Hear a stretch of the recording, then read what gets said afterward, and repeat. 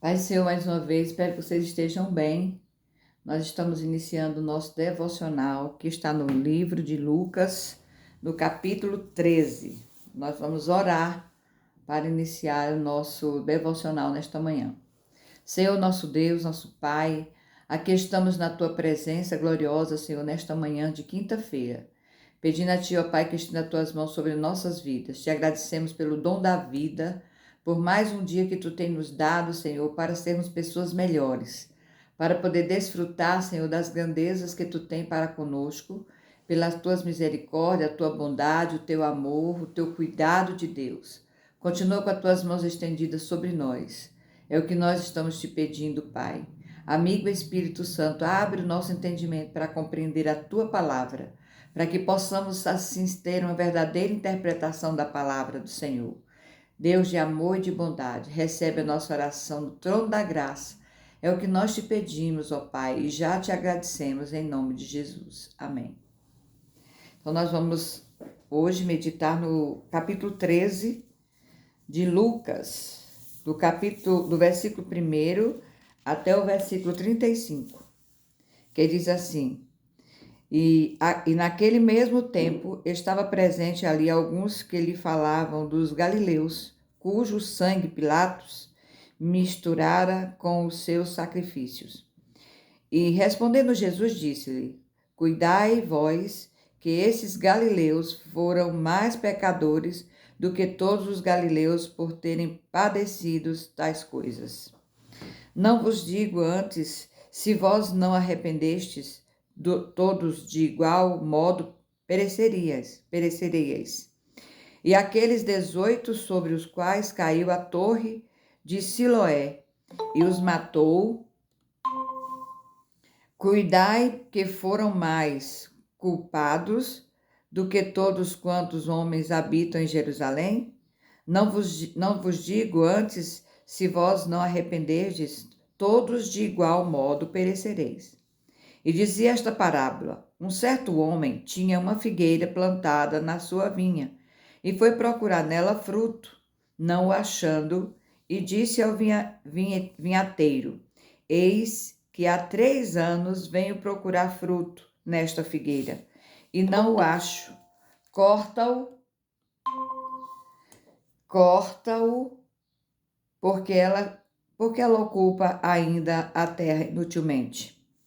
E respondendo ele, disse-lhe: Senhor, deixa este ano até que eu a escave e a esterque.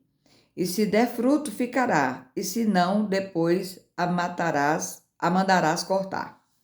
E ensinava no sábado, numa das sinagogas, e eis que estava ali uma mulher que tinha um espírito de enfermidade.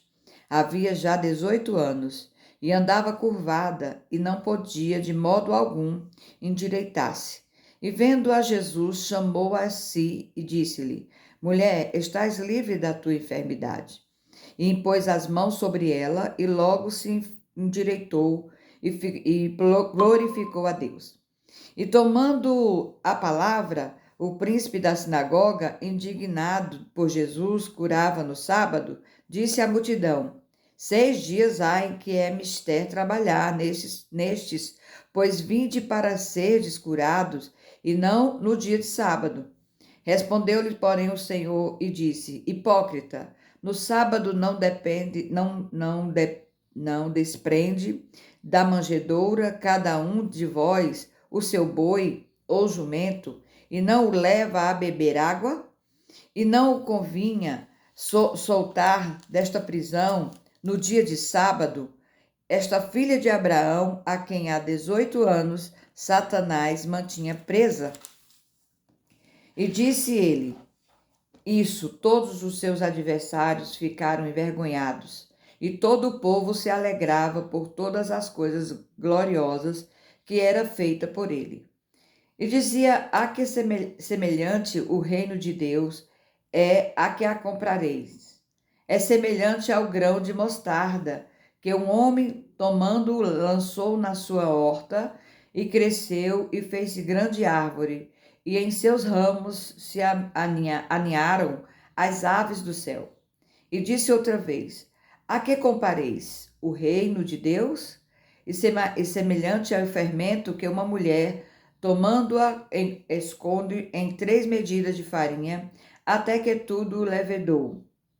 E percorria a cidade e as aldeias, ensinando-a caminhando para Jerusalém. E disse-lhe o Senhor: são poucos os que salvam. E lhe respondeu: porfiai por entrar pela porta estreita, porque eu vos digo que muito procurarão entrar e não poderão. Quando o pai de família se levantar e cerrar a porta, e começardes a estar de fora e a bater a porta, dizendo: Senhor, Senhor, abre-nos. E respondendo ele vos diz: não sei de onde vós sois. Então começarei a dizer: temos comida, bebida na sua presença, e tu tens ensinado nas nossas ruas. E ele vos responderá: digo-vos que não sei de onde vós sois. Apartai-vos de mim, vós todos que praticam a iniquidade.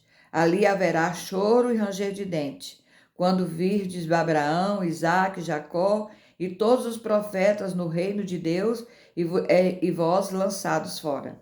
E virão do ocidente, do oriente e do norte e do sul, e assentar-se-ão à mesa do reino de Deus. E eis que derradeiros há que serão os primeiros, e os primeiros há que serão os derradeiros. Naquele mesmo dia chegaram uns fariseus, dizendo-lhes: sai a retirar-te daqui, porque Herodes quer matar-te. E lhes respondeu: ide dizei àquela raposa: eis que eu expulso demônios, e eu efetuo curas hoje e amanhã, e no terceiro dia sou consumado. Importa, porém, caminhar hoje, amanhã, no dia seguinte, para que não suceda que morra um profeta fora de Jerusalém. Jerusalém, Jerusalém, que mata os profetas e apedrejas os que te são enviados. Quantas vezes quis eu ajuntar os teus filhos, como a galinha ajunta os seus pintinhos, debaixo das asas, e não quiseste. E eis que a vossa casa se foi deixará deserta, e em verdade vos digo que não me vireis até que venha o tempo em que tirais da terra, bendito aquele que vem em nome do Senhor. Então nós estamos aqui na palavra do Senhor, aqui em Lucas, capítulo 13, do versículo 1 ao versículo 35, e nós sabemos que aqui tem várias mensagens. Jesus conclama o povo a arrepender-se, Jesus cura uma mulher encurvada, né? Jesus ensina sobre o reino de Deus, Jesus ensina sobre a entrada no reino, Jesus chora por Jerusalém. Então aqui está estas que nós vamos meditar nesta manhã. Em todas estas passagens, nós pegamos a parte principal para falar um pouco sobre este livro, sobre estes capítulos, sobre este capítulo e sobre estes versículos. Que nós aqui estamos nesta manhã, dentro deste propósito de adorar o Senhor logo nas primeiras horas da manhã, de que acordamos, né? E do capítulo 13, que tem nos trazido, o Evangelho de Jesus Cristo, segundo escreveu Lucas, tem nos advertido de várias maneiras. Temos aprendido muito com esta palavra. E o Senhor tem falado muito ao nosso coração e tem nos ensinado. E eu louvo a Deus pela vida de vocês que estão aqui comigo nesse devocional coletivo, que eu sei que Deus é aquele que tem nos despertado a cada manhã para estarmos aqui. O tema da mensagem de Lucas, capítulo 13, o geral, é arrependimento, reino e amor de Cristo, que está no capítulo 13 de Lucas, até do versículo 1 até o versículo 35 de Lucas. E o capítulo 13 de Lucas nos revela 3 grandes verdades. Primeiro, a necessidade urgente do arrependimento, a natureza poderosa e transformadora do reino de Deus, a profunda compaixão de Jesus, mesmo diante da rejeição. Jesus nos convida a refletir sobre nossa vida espiritual e a não desperdiçar a oportunidade da salvação, Quantas pessoas têm oportunidade de serem salvas, mas rejeitam? Quantas pessoas têm oportunidade de servir ao Senhor, mas não aceitam servir? Então, que nós possamos a cada dia aproveitar as oportunidades que Deus tem dado para nós. Então, no o primeiro tópico, nós colocamos o chamado urgente ao arrependimento, que está em Lucas capítulo 13, versículo de 1 a 9, que diz: a tragédia não é sinal de maior culpa, que está no do versículo 1 ao versículo 5. Jesus é questionado sobre duas tragédias: a morte dos galileus e o desabamento da torre de Siloé. A resposta dele é direta: se não vos arrependerdes, todos igualmente perecereis. Então ele já está colocando junto o arrependimento. Se todos se arrependerem, todos sairão daquele lugar. Mas se todos não se arrependerem, todos padecerão naquele lugar. Então, a lição que nós tiramos desta passagem é: todos nós somos pecadores e necessitamos de arrependimento. Não devemos pensar que estamos seguros apenas por frequentarmos a igreja ou conhecermos a Bíblia. Não, precisa haver dentro de nós um verdadeiro arrependimento. Os infiéis também conhecem a palavra, mas não obedece, não se arrepende dos seus erros. Continua fazendo, sabe que é errado e o pior de tudo é que erram consciente. Aqueles que erram inconscientemente são perdoados verdadeiramente pelo Senhor, mas aqueles que conscientemente continuam errando e pecando, eu não sei até onde eles receberão o perdão. Eu não sei até onde. Por quê? Porque ele é consciente de que está errando. E ele é consciente dos seus erros. Então, eles não se arrependem. Acontece, mas não se arrepende. O outro tópico é a parábola da figueira estéril, que está do versículo 6 ao versículo 9. Uma figueira plantada, cuidada, mas que não dá frutos. O dono quer cortá-la, mas o vinhateiro pede mais um tempo. A lição que tiramos aqui é que Deus é paciente conosco, mas o tempo dele não é infinito. Ele espera frutos, mudanças de vida, santidade e obediência. Qual é a aplicação para nós dentro desta palavra? O arrependimento é mais do que remorso. É decisão e é transformação. É hora de frutificar. Então veja só. Nós temos Cristo em nossas vidas? Sim. Somos uma árvore frondosa? Sim. Temos sombra? Sim. Mas temos que também ter fruto. Nós precisamos ter sombra e precisamos ter fruto. O vinhateiro, na verdade, para nós hoje é o amigo Espírito Santo. O Espírito Santo é o vinhateiro, é aquele que cuida da plantação. Então, o Espírito Santo ele tem cuidado desta vinha. Mas, quando tem pessoas que estão plantadas nesta vinha, que não frutifica, então a ordem do Senhor é cortar e lançar fora. Por quê? Porque não produz, não tem produtividade. Então, dentro desta palavra, que a palavra do Senhor nos diz. Veja só, espera que temos fruto. Fruto de quê? Fruto da mudança de vida. Eu quero mudar, não quero ser a mesma pessoa. E eu faço tudo, me esforço para mudar. De vida, uma vida diferente, uma vida abundante, uma vida plena, servindo ao Senhor, uma vida constante, uma vida de compromisso, uma vida de comprometimento, uma vida de entrega. É isso que o Senhor quer. Isso é uma mudança de vida. A santidade. A Bíblia diz que nós precisamos a cada dia buscar a santidade.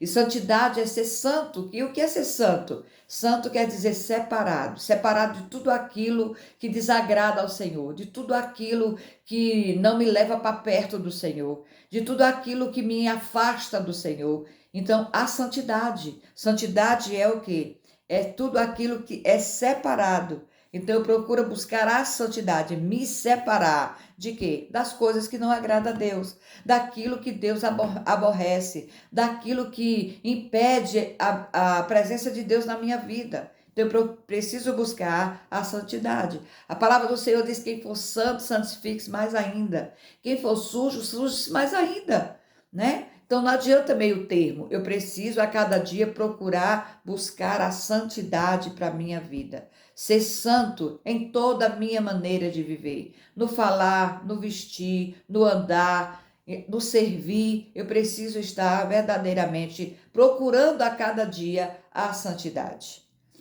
A obediência. Precisamos a cada momento ser obediente ao Senhor, à sua palavra, aquilo que Ele tem nos instruído, nos ensinado, aquilo que Ele quer de nós. Nós precisamos a cada dia estar em obediência na presença do Senhor. E o arrependimento não é um remorso, ela é uma decisão. Eu decido me arrepender, eu decido ser transformada. Eu quero uma transformação. Vou fazer por onde eu cada dia ser transformada, porque eu preciso frutificar em Deus.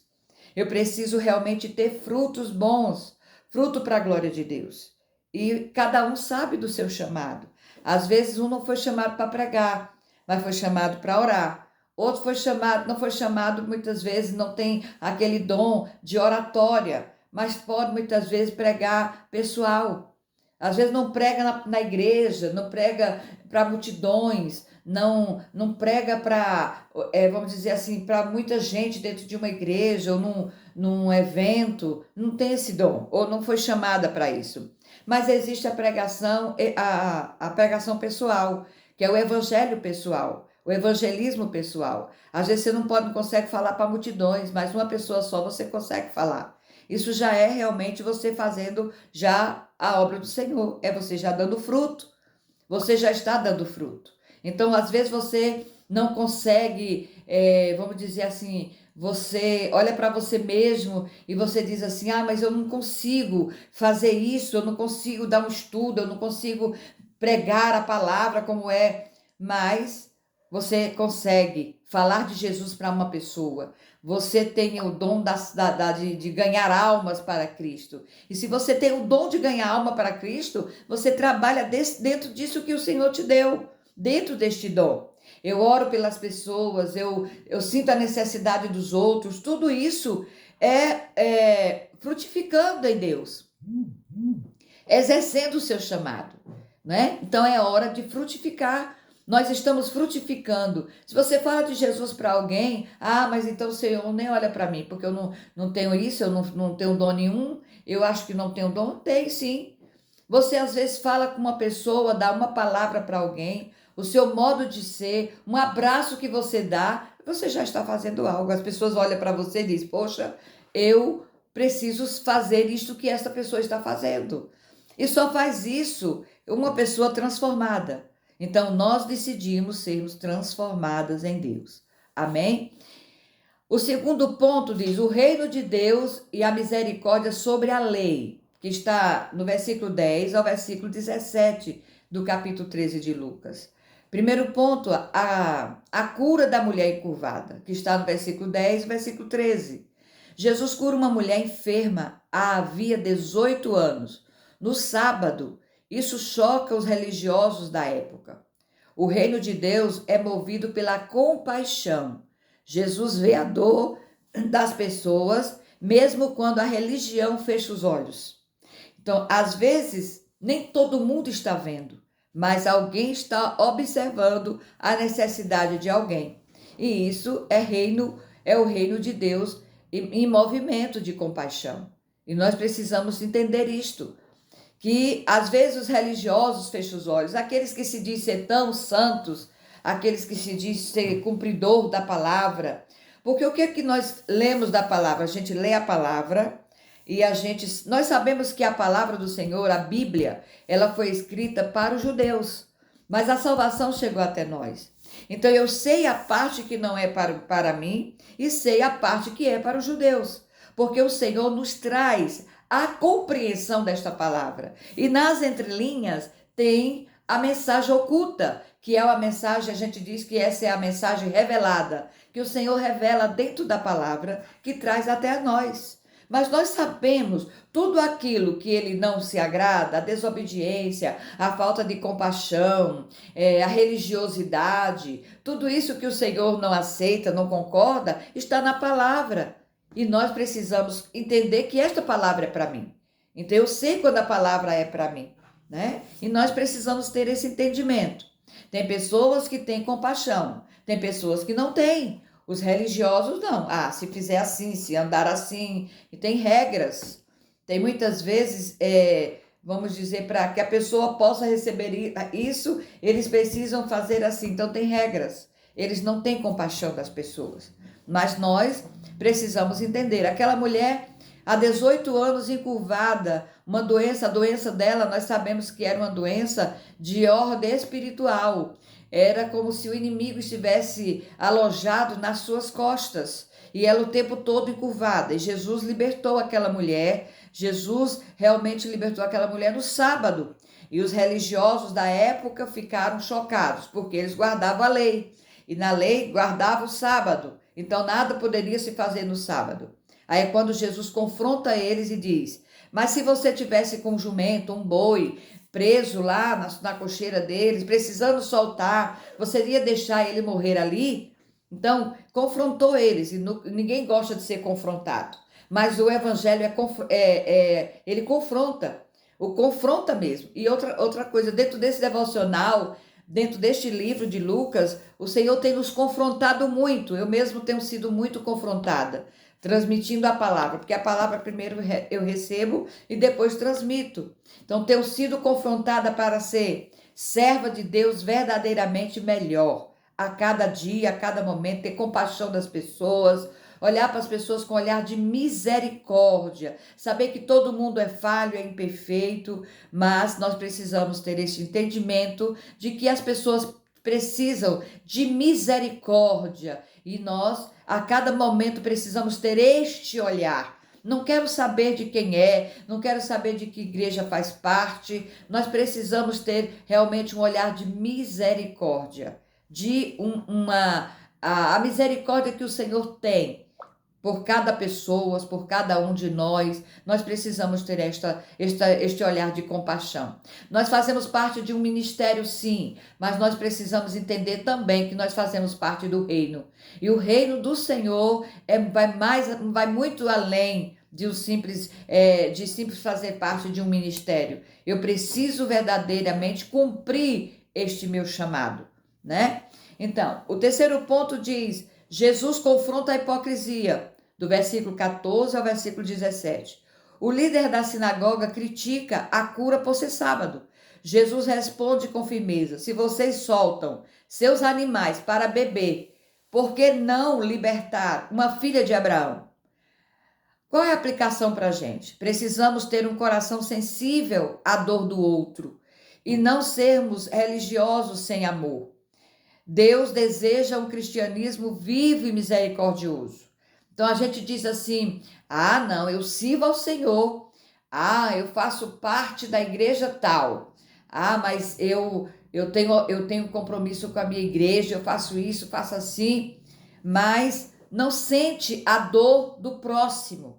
Então, o vizinho é próximo, as pessoas na rua que a gente encontra é próximo, os pai, mãe, irmãos, filhos é próximo, tá? E todos na igreja os irmãos são próximos, então todos são meu próximo. O mendigo é próximo, a prostituta é próximo, então todos são nosso próximo. E nós precisamos entender e sentir a dor do outro, porque Jesus foi assim, Jesus é assim, né? Jesus, quando andou na terra, ele era desta maneira, ele sentia a dor do outro, a necessidade do outro, e ele supria a necessidade do outro, né? E aquilo dentro de nós, aquilo que está ao nosso alcance, nós precisamos fazer, porque Deus deseja um cristianismo vivo.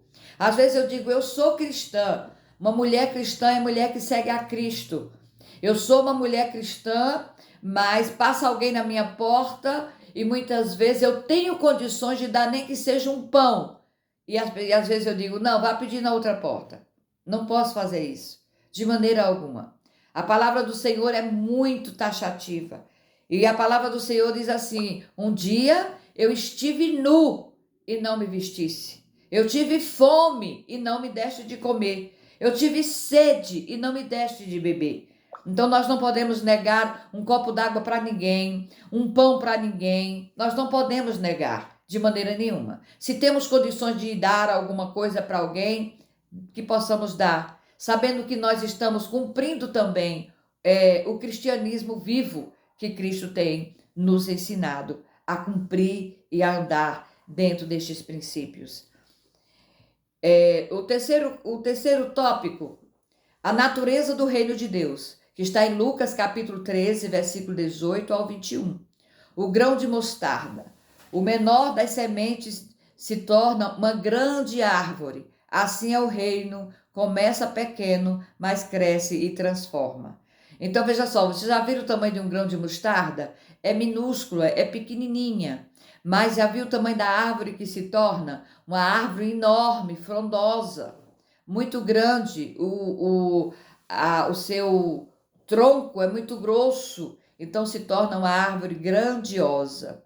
O fermento, nós precisamos compreender tudo isto. Então, essa árvore que é tão grande, assim é o reino, começa pequeno, mas vai crescendo e as pessoas vão a cada dia sendo transformadas. Traz transformação. O fermento fala, no versículo 20 ao 21, diz: um pouco de fermento levenda toda a massa. O reino de Deus transforma tudo o que toca. Deus usa coisas pequenas, um gesto, uma palavra, uma oração, para produzir grandes resultados. Às vezes você diz assim: mas eu não sei para que eu fui chamada, eu não sei dizer muita coisa. Mas quando você chega para uma pessoa e diz assim: Jesus te ama, você já fez muita coisa. Porque as pessoas às vezes não têm esta palavra. Tem palavras muitas vezes de maldição, tem palavras muitas vezes que coloca a pessoa para baixo. Tem palavras muitas vezes que amaldiçoa as pessoas, diz assim, que o diabo te carregue, mas a palavra do Senhor nos diz o seguinte, que quando a gente chega para uma pessoa e dá uma palavra, um gesto, um abraço, dá uma palavra de Deus, produz nela um grande resultado. E isto é um fermento. Vamos dizer assim que você deu uma palavra para alguém que estava sem rumo, sem direção, e esta pessoa foi tocada por esta palavra. E ela passou agora a ter um novo ânimo, e agora ela passou a servir a Cristo. Isto foi fruto de quê? Da palavra que você deu, porque você tocou a alma de alguém. E nós precisamos aprender a tocar a alma de alguém, com um gesto, com uma palavra, com uma oração. Tocar a alma de alguém é algo glorioso, é algo maravilhoso. Então, a aplicação para nós é: não despreze os pequenos começos.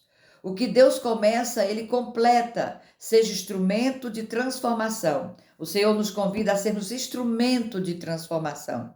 Mas não está acontecendo nada, eu vou sair daqui. Quantas pessoas dizem isso? Eu vou para outro lugar. Por que vou para outro lugar se eu não posso frutificar onde eu estou? Se eu não tenho capacidade de frutificar onde estou, de transformar as coisas aonde eu estou, o que é que eu vou fazer em outro lugar? Vou simplesmente ser mais um no meio da multidão? Não, eu preciso ser a diferença. Eu preciso estar no lugar onde eu seja útil, onde eu tenha utilidade para fazer algo para o mestre dentro de onde eu estou. Então, muitas vezes, pessoas querem sair de um canto e ir para outro quando ela sabe que ela é o instrumento de transformação no ambiente que ela está. Eu vou mudar este ambiente através da minha vida, do meu gesto, através do meu jeito de agir, do meu jeito de ser, orando, acolhendo e assim sucessivamente, e contribuindo. Então as coisas vão mudando aos poucos, vão sendo transformadas e eu sei que eu tenho participação ali. Eu sei que eu tenho uma partícula de responsabilidade por ter acontecido uma mudança naquele lugar. E isso é gratificante, isso é glorioso, isso é muito bom. O quarto ponto do nosso estudo desta manhã é a porta estreita e o lamento de Jesus por Jerusalém. A porta estreita que está no versículo 22 ao 30. Jesus ensina que muitos tentarão entrar e não conseguirão. A salvação é oferecida, mas precisa ser recebida com fé e obediência, porque ela é oferecida. Mas tem pessoas, outra coisa, não é empurrada de goela abaixo. A palavra do Senhor, ela é preciosa demais. O evangelho é transformador para a gente empurrar de goela abaixo nas pessoas. Não. Por isso que a palavra do Senhor diz que não é por força e nem por violência. É pelo Espírito de Deus. Ele é quem faz esse desejo da pessoa realmente servir ao Senhor, querer estar na presença dele. E nós precisamos ter esta compreensão. Então, por isso que diz que a porta, ela é estreita, né? Jesus ensina que muitos tentarão e não conseguirão. Quantas pessoas realmente entram e saem? A salvação é oferecida, mas precisa ser recebida com fé e obediência.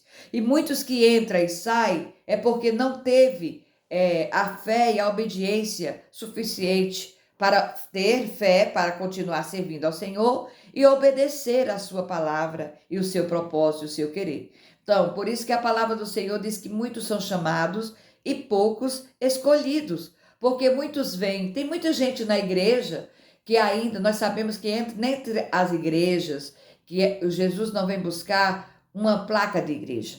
Ele não vem buscar a igreja tal, a igreja X. Não. Ele mesmo vem buscar um povo, uma igreja, a igreja universal dele.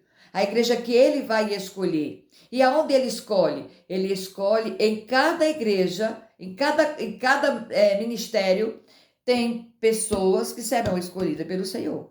Ah, não, mas o Senhor vai escolher todas as pessoas de determinada igreja. Não, de jeito nenhum. Por isso que a palavra do Senhor diz que muitos são chamados e poucos são escolhidos. E eu quero fazer parte da igreja invisível, daquela que ninguém vê. Eu quero fazer parte desta igreja. E esta é a minha luta e a minha peleja todos os dias. Eu preciso fazer parte da igreja de Cristo Jesus. Mas para isso eu estou cumprindo um propósito dentro de onde o Senhor me plantou, do ministério que eu estou. Mas de cada ministério, o Senhor, quando ele vir buscar a sua noiva, de cada ministério ele vai pegar pessoas para realmente fazer parte da sua igreja, da igreja que é a igreja de Cristo, que é a sua noiva. Então não pense você que todos que estão dentro da igreja, todos irão. Não, tem aqueles que sim, tem aqueles que não, mas só quem faz essa colheita é o próprio Senhor. É o Senhor quem faz essa distinção. É o Senhor quem faz essa colheita. Então, o que é que eu preciso fazer? Eu preciso estar dentro de onde o Senhor me plantou, com compromisso, com fé, com obediência, com responsabilidade, fazendo aquilo que Ele confiou em minhas mãos. E assim, nós estamos marchando para a vida eterna com Cristo. Por isso que diz, conhecer Jesus não é o mesmo que andar com ele. Muitos ouviram sobre o reino, mas não entraram nele. Então, eu conheço Jesus. Conhecer Jesus é uma coisa, né? Mas andar com Jesus é outra, totalmente diferente. Andar com Jesus é ter prazer nas coisas dele, ter prazer na leitura da palavra, servir a ele, ter compaixão das pessoas, ter compromisso com a sua obra, ter compromisso com você mesmo, ter intimidade com ele, porque não é o bastante eu simplesmente servir a obra, mas não adorar o dono da obra. Eu preciso ter tempo para servir ao Senhor na obra, fazendo a obra, mas não me isenta de ter intimidade com ele. Eu preciso ter intimidade com Jesus. E precisamos a cada dia estar com ele, andando com ele, servindo a ele, mas adorando a ele, louvando a ele, engrandecendo a ele, conversando com ele. Então é assim que nós precisamos estar, conhecendo Jesus, andando com Jesus, falando com Jesus. Isto é, conhecer Jesus não é o mesmo que andar com Jesus. Entenda isso. Muitos ouviram sobre o reino, mas não entraram nele. Então nós precisamos conhecer Jesus, andar com Jesus, servir a Jesus, adorar a Jesus. Nós precisamos ter este entendimento. O segundo ponto o segundo item do quarto ponto diz: Jesus lamenta por Jerusalém, que está no versículo 34 ao versículo 35. Jerusalém, Jerusalém, quantas vezes quis reunir teus filhos, mesmo diante da rejeição. Jesus não deixa de amar e chorar pelo seu povo. Nós sabemos que Jesus foi rejeitado no meio do seu povo. O seu próprio povo, para o povo que ele veio, porque ele veio para os judeus, ele é judeu, então também eles rejeitaram Jesus. Por isso que Jesus diz: Jerusalém, Jerusalém, quantas vezes quis reunir teus filhos, mesmo diante da rejeição. Jesus sendo rejeitado, mas mesmo assim ele tentou juntar. Ele diz que tentou juntar como a galinha junta os seus pintinhos. Mas ele não conseguiu juntar este povo nesse tempo que ele estava andando na terra. A lição que tiramos é que Jesus ama mesmo aqueles que os rejeitam. Ele continua batendo a porta do coração. Por isso que ele bate na porta. Se você abrir a porta do coração, ele entra na sua casa espiritual, senta à mesa com você e come com você na sua casa espiritual. Mas nós precisamos entender quando ele bate a porta. Por isso que ele diz: Jesus ama mesmo aqueles que os rejeitam. Ele não abandona. E ele quer salvar, mesmo que seja na última hora. Alguém olha assim e diz assim: aquela pessoa está perdido. Não, não está. Enquanto há vida, há esperança. Ainda há esperança enquanto há vida. Por quê? Porque há esperança enquanto há vida. Porque tudo que eu vou viver na eternidade foi tudo que eu plantei aqui. Então, enquanto há vida, ainda há arrependimento. Está no leito de morte, está quase morrendo, mas se você chega lá, fala de Jesus para ele aceita Jesus. Se Jesus levar ele naquele dia mesmo, a gente pode dizer que ele está salvo. Porque a Bíblia diz que aquele que persevera até o fim será salvo. Então eu preciso perseverar até o fim. Não é o bastante eu servir agora, deixo Jesus, aí vivo a minha vida do jeito que eu quero e ali mesmo eu morro. Não sei para onde vai. Não sei, porque também não sei se ele se arrependeu na última hora da morte. Porque o Senhor é aquele que espera que as pessoas se arrependam para que ele possa ser salvo. Então, esta é a lição que Jesus nos deixa. A aplicação para nós é: nunca duvide do amor de Cristo, mas não resista ao seu chamado. Hoje é o tempo da resposta.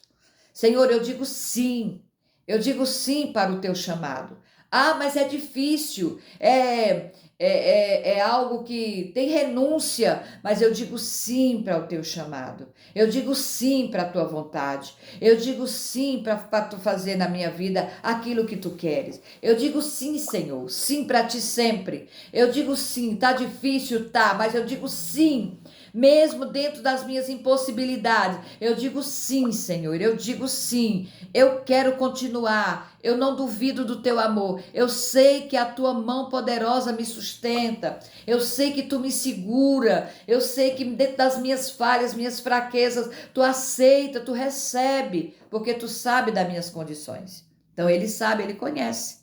Então nós precisamos nunca duvidar do amor de Cristo. Mas eu sou tão falha, mas a misericórdia dele é tão grande. O amor dele é tão imenso. Mas Senhor, eu quero fazer de uma maneira, eu não consigo. O Senhor nos ama do mesmo jeito. Ele nos ama com amor profundo. Ele nos ama, ele nos ajuda, ele nos fortalece. O amor dele foi tão grande que não nos deixou órfãos. Deixou conosco o Espírito Santo. E o Espírito Santo é aquele que fala conosco, nos alenta, nos anima. O Espírito Santo é aquele que diz assim: você vai conseguir. Ah, mas eu não vou. Aí o Espírito Santo diz: vai, dá mais um passo, você consegue. Você chega lá. E o Espírito Santo vai nos animando, vai nos fortalecendo e vai dizendo assim: ah, mas eu sou tão falha, eu falho, muitas vezes eu tenho tantas fraquezas. E o Espírito Santo diz assim: mas o Senhor é a tua fortaleza, Ele é aquele que te ajuda, Ele é aquele que te sustenta, Ele é aquele que te anima, Ele é aquele que está no controle da tua vida. Vá, mesmo sem força, se arrastando, mas porque lá na frente Ele te pega nos ombros, Ele te leva em segurança. Então nós não podemos de maneira alguma duvidar do amor de Cristo, mas não desistir do chamado ou ser resistente ao chamado, mas atender ao chamado. Mesmo, não importa as críticas, não importa os apontar de dedos, não importa muitas vezes as pessoas olhar com cara feia, não importa, você sabe quem é você em Deus. O que as pessoas pensam ao teu respeito não importa. Importa é que realmente você não desiste do seu chamado. Tá difícil? Deus não chama pessoas que não fazem nada. O Senhor só chama pessoas ocupadas. Pessoas desocupadas Ele não chama. Mas por que Deus não chama pessoas desocupadas? Tem pessoas que não estão fazendo nada. Por que Ele não chama? Porque não tem compromisso. Não tem comprometimento com a obra do Senhor. Então, pessoas desocupadas não fazem nada para Deus porque o Senhor não chama, porque não tem compromisso. E pessoas ocupadas têm compromisso. Se preocupa com isso, tem compromisso com aquilo, então eu preciso fazer isto também. Eu preciso fazer isto. Aí a gente diz assim, a palavra do Senhor diz que a alegria do Senhor é a nossa força. E como é a alegria do Senhor? Como eu posso alegrar o Senhor? Quando eu, na verdade, aceito o meu chamado. Quando eu, na verdade, procuro fazer dentro das minhas possibilidades aquilo que o Senhor quer que eu faça. E que eu ame verdadeiramente. E que eu tenha comunhão com Ele. E que eu tenha intimidade com Ele. E quando eu muitas vezes faço algo para o Senhor, eu alegro. Quando eu falo para alguém de Jesus, eu estou alegrando o Senhor. E quando eu alegro o Senhor, realmente eu recebo força da parte de Deus para continuar caminhando. Precisamos entender isto, compreender isto, e nós precisamos não abrir mão de maneira alguma do nosso chamado, porque nós vamos prestar conta dele na eternidade. Nós vamos prestar conta do nosso chamado. Ah, mas eu não cumpri o meu chamado por causa da fulana. Deus não vai querer desculpas, Ele não aceita desculpas. Sabe por quê? Porque você tem o senso da responsabilidade e da decisão. Então é você que decide. Não é o olhar do outro que me paralisou. Não, não é de maneira alguma. É a minha vontade de continuar. Porque quem vai me recompensar não é o outro, mas é o meu Deus, aquele que me capacitou para fazer a sua obra. Dentro das minhas limitações, o Senhor não quer que você dê um passo maior do que as pernas, de maneira nenhuma. O Senhor quer que você ande dentro da sua limitação, mas Ele é aquele que te capacita a caminhar mais um pouquinho para a glória do Senhor. Então, concluímos o nosso estudo desta manhã, que Deus está nos chamando. Ele está nos chamando ao arrependimento verdadeiro, que está no versículo 1 ao versículo 9, a viver um evangelho de compaixão e não de religiosidade, que está do versículo 10 ao versículo 17, a confiar no poder transformador do reino de Deus, que está do versículo 18 ao versículo 21, a responder ao amor de Jesus antes que a porta se feche, que está do versículo 22 ao versículo 35. Nós hoje estudamos o capítulo 13 de Lucas, do Evangelho de Jesus Cristo segundo escreveu Lucas. Você tem dado, aí você vai analisar, olhar para dentro de você e vai fazer estas perguntas você mesmo. Você tem dado frutos de arrependimento? Você tem vivido um cristianismo verdadeiro ou apenas religioso? Você já entrou pela porta estreita? Então, nesta manhã, Jesus ainda chora e chama, mas amanhã pode ser tarde demais. Como eu estava dizendo aqui, enquanto há vida, há esperança. Enquanto eu posso, há um senso de decisão da minha parte. Enquanto eu posso decidir, eu decido por Jesus. Eu não negocio. A minha salvação é inegociável. O meu chamado é inegociável. O meu Cristo é inegociável. O meu Deus é inegociável. Eu não negocio de maneira nenhuma. É como a vinha de Nabote. Nabote não vendeu a sua vinha e Acabe queria a vinha de Nabote, mas ele disse que era inegociável. Então a minha vinha, ela é inegociável. Não vendo para ninguém, não vendo, não dou e não troco. Não troco a minha primogenitura como Esaú. A minha primogenitura. E o que é isso? O meu direito de filha, o meu direito de ser filha de Deus, eu não troco de maneira nenhuma, por nada. Por uma vida melhor, vamos dizer assim, por muitas riquezas, por muito ouro, não troco. Sabe por quê? Porque nada disso que tem aqui na terra vai me dar uma vida eterna digna, dentro realmente do que é uma vida eterna com Cristo, uma vida eterna de paz, de gozo, de contentamento. Então que nós possamos nesta manhã aceitar o chamado de Deus para nossas vidas e continuar dentro dele, mesmo que seja difícil, mas eu continuo dentro do chamado e do propósito que o Senhor tem para mim. A cada momento eu preciso estar dentro desta porta estreita, a renunciar muitas coisas. A gente renuncia, mas você renuncio tudo por amor a Cristo. Eu renuncio por amor ao Senhor, mas o evangelho é renúncia. O evangelho é uma vida de renúncia. Não é? Não é uma bagagem que você muitas vezes pega todas as bagagens, não. O evangelho é uma vida de renúncia. E nós estamos aqui renunciando muitas vezes por amor a Cristo. Que o Senhor continue nos abençoando nesta manhã gloriosa, nesta manhã gelada que está aqui em Campo Grande. Que o Senhor continue abençoando grandemente cada uma de vocês. Que o amor do Senhor resplandeça em vossas vidas. Não abra mão do seu chamado e não olhe para o que as pessoas pensam ou digam, cara feia de A, de B.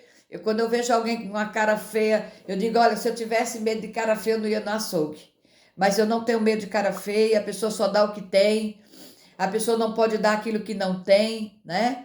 Então é isso aí. E eu sigo meu caminho. Se eu saúdo alguém com a paz, ela não responde, tá tudo bem, porque a palavra do Senhor diz assim: se você dá a paz a alguém e alguém não tem a paz, não responde, a paz volta para você. Então tá tudo certo, tá tudo bem. E eu estou ali adorando e servindo ao Senhor de cabeça erguida. Muitas vezes sendo rejeitada por uns, amada por outros, mas é assim mesmo. No caminho é dessa maneira. E quando você começa a falar a verdade, aí tem muitas pessoas que não gostam da verdade, aí se fere, se machuca e diz, não quero mais saber. Mas eu não estou aqui para agradar as pessoas, eu estou aqui para agradar o meu Deus e fazer dentro daquilo que o Senhor quer que eu faça. Dentro daquilo que Ele quer que eu faça, dentro do propósito dEle, dentro do querer dEle. Vou fazer tudo aquilo que o Senhor quer que eu faça. E assim nós vamos seguir em frente. Vamos seguir em frente, olhando para Jesus, autor e consumador da fé. Amém, queridas? Vamos orar agradecendo ao Senhor. Senhor, nosso Deus, nosso Pai, nesta manhã gloriosa te louvamos. Eu te agradeço, Senhor, por esta palavra que vem nos confrontar, que vem, Senhor amado e eterno, nos mostrar que precisamos a cada dia exercer o nosso chamado, que precisamos ter compaixão pelos outros, precisamos ter um olhar de amor pelas pessoas. Eu preciso olhar para o meu próximo com um olhar de amor, ainda que ele não me ame, ainda que ele não olhe para mim, ainda que ele não queira nada comigo, ainda que ele me rejeite, mas que eu possa ter este olhar de compaixão, este olhar de amor, este olhar que tu tem realmente dado para nós, porque, Senhor, queremos seguir as tuas pisadas. E eu sei, Senhor, que seguir as tuas pisadas é renunciar muitas vezes o meu eu, a minha vontade, muitas vezes olhar para mim mesmo, Senhor, com um olhar assim também de amor e sabendo dos meus limites, mas entendendo que às vezes as coisas vêm para nos paralisar, para tirarmos do foco, para nos tirar do chamado, mas eu te peço, Senhor, que nesta manhã tu possa banir das nossas vidas tudo aquilo que tenta tirarmos do propósito e atrapalhar o nosso chamado, porque tu és um Deus tremendo. Recebe a nossa oração no trono da graça, recebe a nossa entrega, Senhor, porque eu me coloco nas tuas mãos mais uma vez, para que tu faça e cumpra em minha vida, Senhor, o teu querer, a tua vontade e o teu propósito. Faz em mim a tua vontade, porque sei, Senhor, que a tua vontade é boa, perfeita e agradável. Continua operando em nossas vidas de maneira sobrenatural. Ah, Senhor, as pessoas não entendem o propósito que tu tem conosco, mas, Senhor amado e eterno, não tem importância delas não entenderem. O importante é que tu, Senhor, entende, é que tu nos chama, é que tu, Senhor, nos capacita, é que tu, Senhor, nos esclarece, é que tu, Senhor amado e eterno, nos dá as ferramentas que precisamos utilizar para fazer e cumprir o teu propósito. Opera de maneira especial sobre as nossas vidas. Rabori Gadarai de que manda sobria. Tu és o grande Jeová dos Rebiafai. Tu és poderoso, grandioso e empoderado, capacita, Senhor, as tuas filhas. Opera, Senhor, na vida delas. Tira tudo aquela basuriandelabai, todo sentimento pequeno, Senhor, todo negativismo, vai tirando, vai colocando por terra, vai desmanchando, vai desfazendo, vai dando força, vai dando alento, vai dando graça às tuas filhas. Elas precisam, Senhor, ah, Deus eterno, passa o colírio nos olhos espirituais, abre os olhos espirituais das tuas filhas, Senhor, derabia surianda labai, de queima da sobria, Senhor amado e eterno, de taribia surigia, Senhor, vai tirando tudo aquilo, Senhor, que tem pedido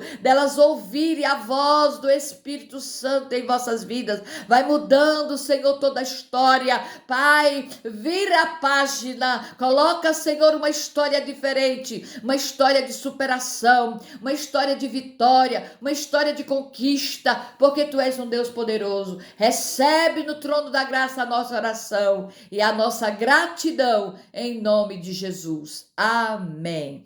Deus abençoe vocês, que o Senhor dê uma quinta-feira abençoada, cheia da presença dele nas vossas vidas, sabendo que o que vocês não podem fazer, Deus fará por vós. Ele é aquele que está no controle das vossas vidas, só quer tão somente a entrega de cada uma. Deus abençoe vocês de maneira especial. Beijo no coração de todas. Fiquem com Deus.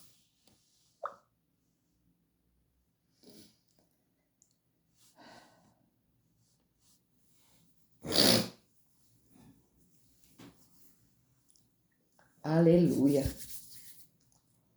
Ah, Jesus, como é bom estar na tua presença.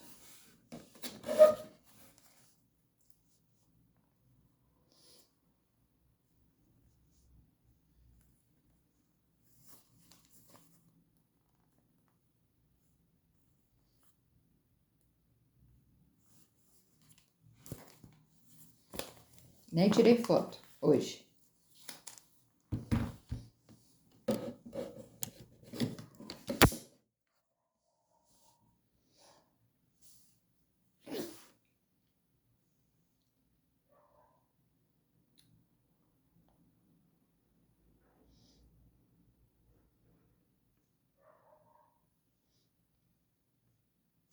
Uhum.